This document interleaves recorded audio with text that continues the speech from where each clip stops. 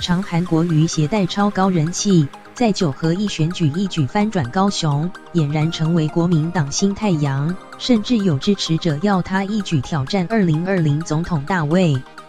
但这股看似无人能挡的韩流旋风，命理老师小梦却大胆预测，可能只会再维持半年，8月韩国瑜恐怕面临一些危机。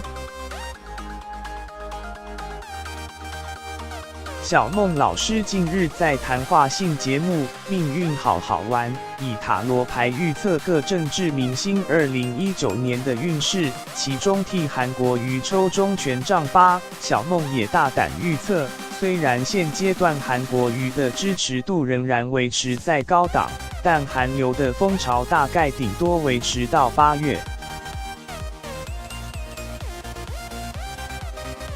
小梦老师分析，韩国瑜在6、7、8月可能会面临某些危机，这3个月可能会有一些灾难，提醒防洪措施要做好。8月过后，韩国瑜可能会出现一些失言，或者是没有做出具体贡献的话，恐怕就会引发争议。